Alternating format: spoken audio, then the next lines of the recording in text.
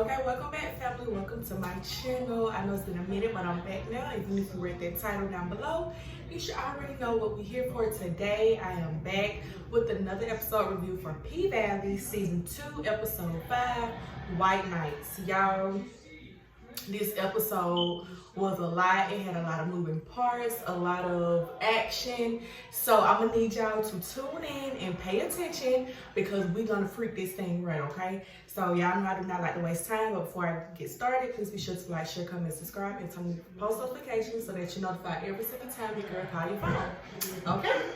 Then let's get into this review. It opens up at a club in ATL, and Miami, Mississippi is in the dressing room, and she's getting ready for the night.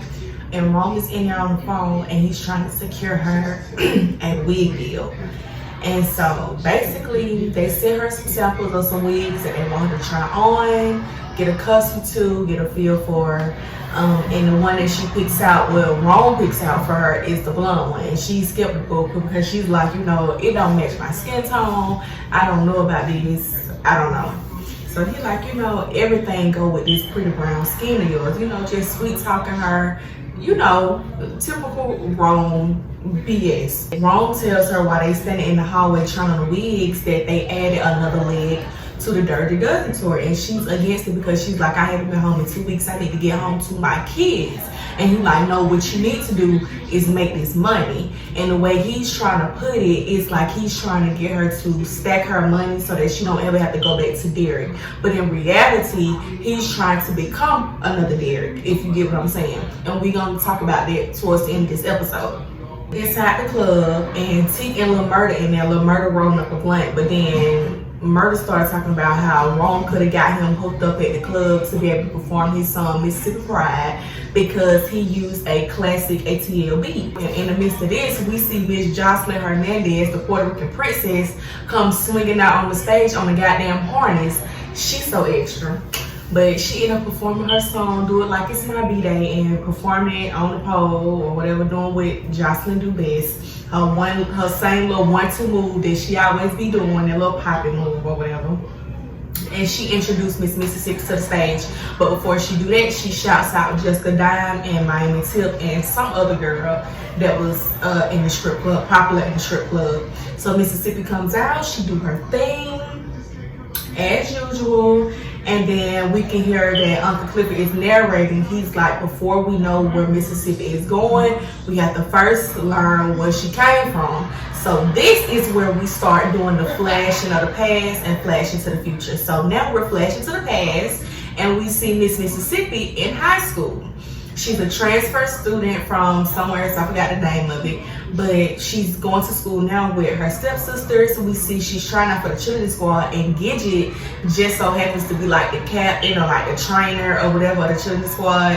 And Derek is also there. So we getting a chance to see how her and Derek end up meeting and falling for each other, because I wouldn't say fall in love because that's definitely not what it is between them two. Mississippi was trying to do a stunt, a full extension stunt, and she ended up falling because she could not pinch her pennies. And all my cheer girls know what I mean by pinch her pennies.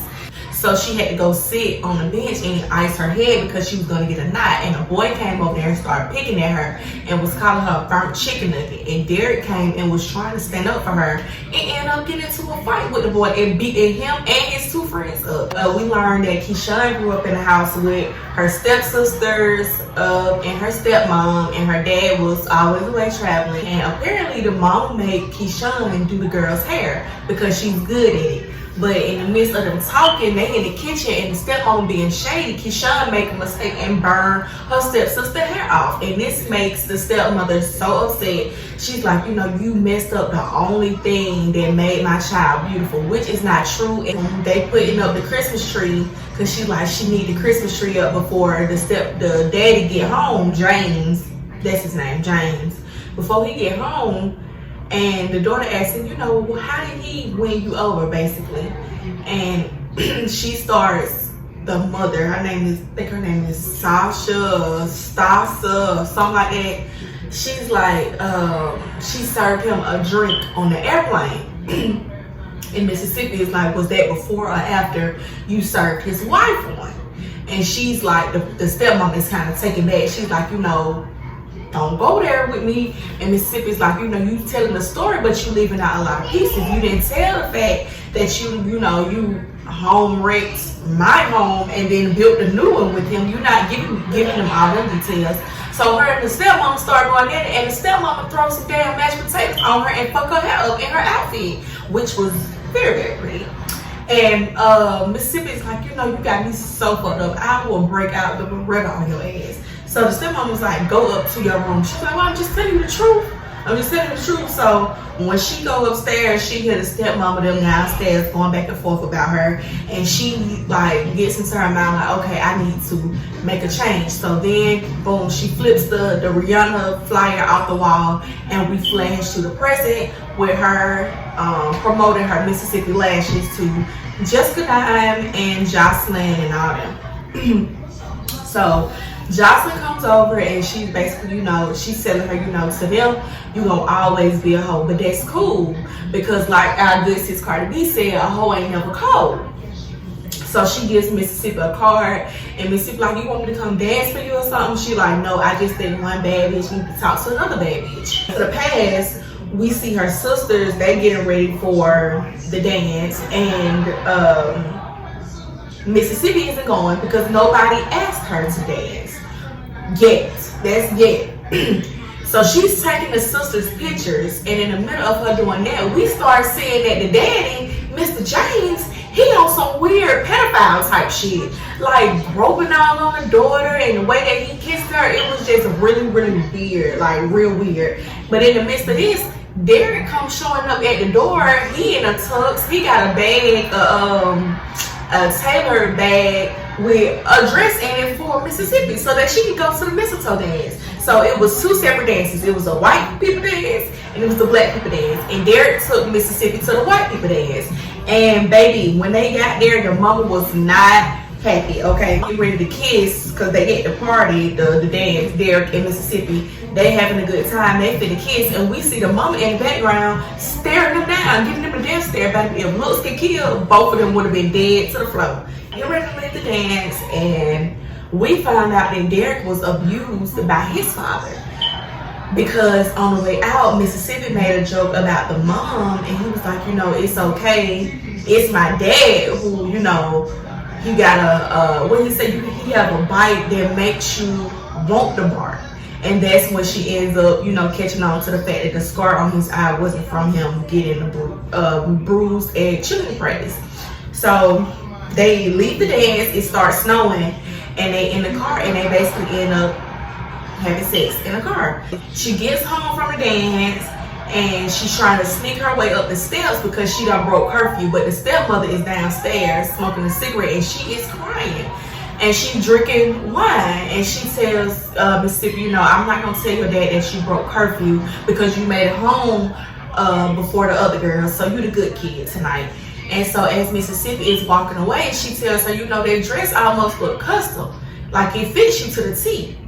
And Mississippi is like, yeah. And she's like, you know, be careful of being a man's Barbie doll, because he'll always go and buy another one. Back at the hotel, to the present, we on a Dirty Dozen tour. They all in the hotel suite together, and they basically celebrating because all the money is flowing in. Mississippi is flourishing and her business is growing. So Tink in the corner in his feelings as usual, and they get to arguing because Keyshawn offers him a strawberry and he said he don't want none, and Murder trying to make him get one. So Keyshawn texts Wody and she's like, is these niggas fucking? And Wody texts back and he's like, yeah, I think these niggas fucking. They start, Keyshawn starts to get ready for the party. Rome comes over and bring them the room keys to their room. But then they get into an argument because Rome says they not invited to Jocelyn's party or whatever. So now they in their feelings, and Rome telling them if it wasn't for him, they wouldn't be having these G Suites, because if it was left up to Wody, they'd be staying in the Motel 6 somewhere out in Conyers. And they like, what the hell is Conyers? Mississippi goes to the clothes rack and she pulls out an outfit, and as she's getting ready, she tells Roy, you know, don't worry about Rome, I'm gonna go get the room keys, and in the meantime, you just chill out here. And Wody tells her, you know, I don't like your hair. I like the natural hair that grows out of your head. I think that looks much better. Back to the past, and we see Mississippi is big and pregnant. She's sitting on the sofa eating a moon pie, one of her favorites that we know. And her and Derek start to go at it because the clothes that the mother bought was not appealing to Keyshawn, and she was vocal about it, and it made Derek upset because the way Keyshawn was putting it, she said, like, you know, the mama them just starting to help out. I've been doing everything else. They have not helped me do anything. So Derek is saying, you know, I'm trying. They trying at least. And she's like, you know, now. So Derek is like, you know, I'm the one, you know, doing all this, doing all that. And Keyshawn's like, since when? I'm the one 7 months pregnant, working double shifts at the Walgreens, putting gas in your car and food on the table, providing for our family. You're not doing nothing. And this made Derek so upset. He starts to choke her out on the sofa. Mind you, she is pregnant, big and pregnant, 7 months pregnant at that. He choking her out, and in the middle of him choking her out, he telling Keyshawn, you know, you should be paying everything and doing everything because you are the reason that I'm in this situation to begin with, because it's your fault that my mom don't put me out because they was against us being together in the first place.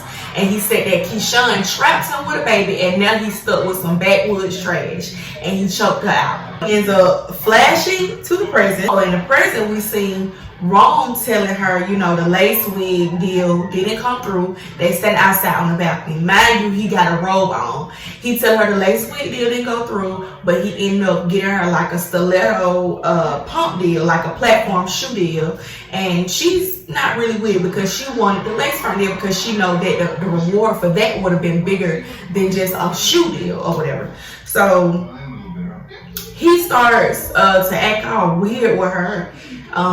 Because he tells her to go in the bathroom and check herself out with the shoes on and see if it looks good with her floss. So in the middle of her doing this, he come in the bathroom with his camera on, flash on, recording, and his dick is out, making this girl so uncomfortable. He get mad because she won't strip for him. So he like, you know, you too good to strip for me. Ain't this what you finna go do anyway? She like, you know, that's not all I do. You know, I get into their minds and I make them think that they in control when really I'm the one pulling all the strings. When I'm dancing for them, I make them feel like they getting something from me, but they don't get nothing from me. She say she not with the shit, she don't like it, and she go in the room and he's following behind her. So he's saying, you know, everybody got a price. Basically, he feels like Mississippi owes him for everything that he has done for her so far. And he ends up out in the fact that he has a video of Lil Murda and I guess Big T doing something together in a hotel room. So apparently, all this time when he been booking these rooms for him after that situation at the club happened with Pico put it out there about the trade tail shit, he done went and put a damn camera in these folks' room and was damn recording them this whole time, and they did not know. So he's showing the video to Mississippi, and he telling, you know, basically, you my hoe, and I want what I want, and push her down on the bed, rip her shirt off, and try to fucking rape her. Like, I was just so blown. I was so scared. I was shaking. I was just, because I was like, oh my goodness, Mississippi, please get out of there. So she ends up stretching him in the face with her nails and kicking him in the balls. He ended up like trying to stop her with the shoe, but she ended up running out the shoe and running out the door, going to Wodie's room. And as she's banging on the door, we flash to the past. So when she's banging on the door, she's banging on her stepmother's door now. She's pregnant still. And she's trying to get her stepmom to let her in the house after the situation with Derek choking her out. And the stepmother won't let her. She's like, you know, I can't have this stuff around my kids. I'm not doing this. And even the stepsister was looking like they knew the mother was wrong. So she asked, you know, what my daddy say? And she like, your daddy agreed with me. Go back home and fix your relationship. She's closed the door in Keyshawn's face. So back to the present, after her mom kicked her out, we see Wodie opens the door for her and lets her into his room. And when she gets into the room, she starts to tell him everything. Like, he tried to fuck me. He know about Lil Murda, and he like, know what about Lil Murda? She like, he know everything about Lil Murda. Everything. He showed me a video. So Wodie is like, is that right? So he like, yeah. She like, yeah, I want to go home. So he like, what about the second leg of the tour? She like, no, I'm done with this shit. I want to go home now.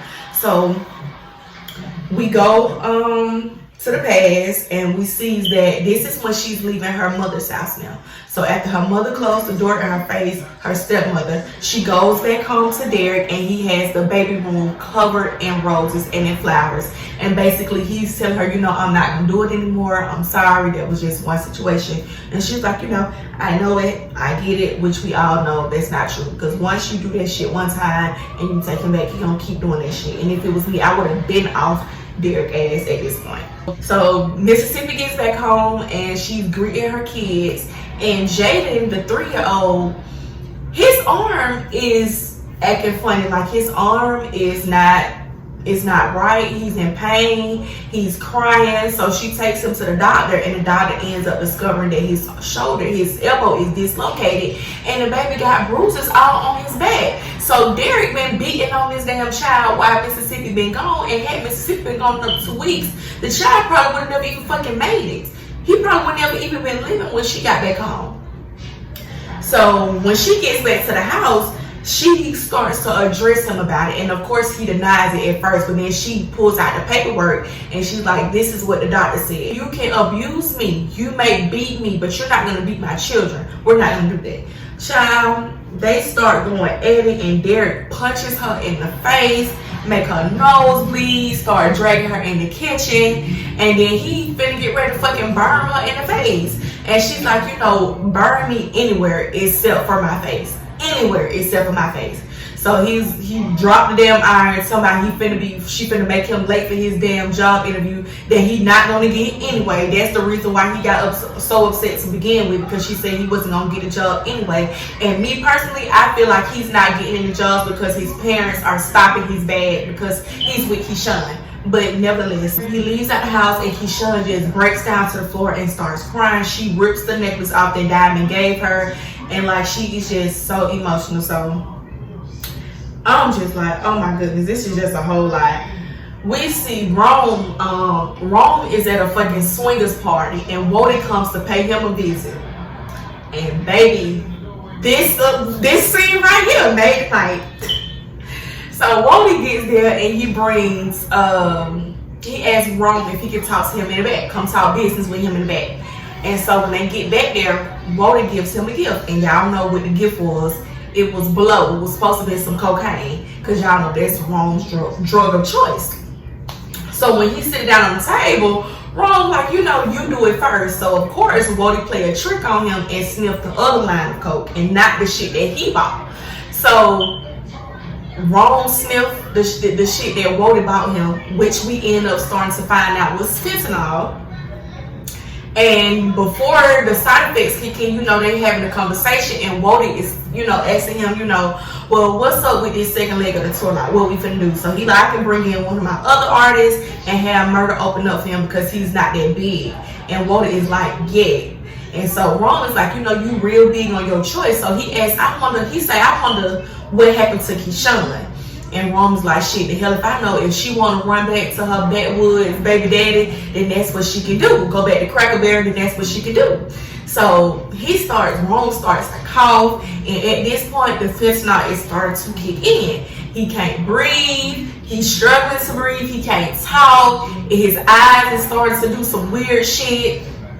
So in the midst of him doing this, Wody is asking him, have you ever seen somebody die? So Rome say, I done seen my mother die, or something like that, he said. So he was like, Wody was like, so how you want to be buried? So he was like, what you mean? So in the midst of them, he coughing.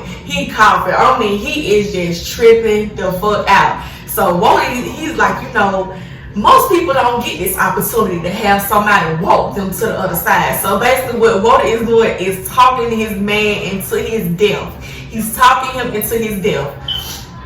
He's telling him, what I like to call an OD, that's a silent death. So he gets so close to him that he let him know what it is. He like, so this how this shit finna go.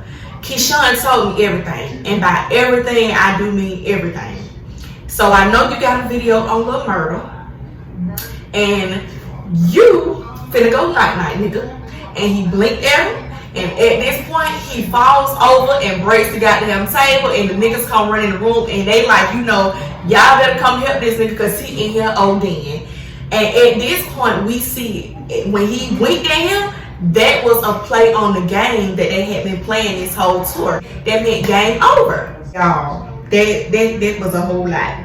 It was a whole lot. Woden ended up being the underdog in all of this at the end of the day. And I knew it. And I said that last week that Woden was going to end up coming out on top some way, somehow. I really did enjoy this episode. I hope you guys enjoyed it. That's the end of this episode. That's the end of this review. Be sure to like, share, comment, subscribe. And I will see each and every one of y'all in my next one. Peace out.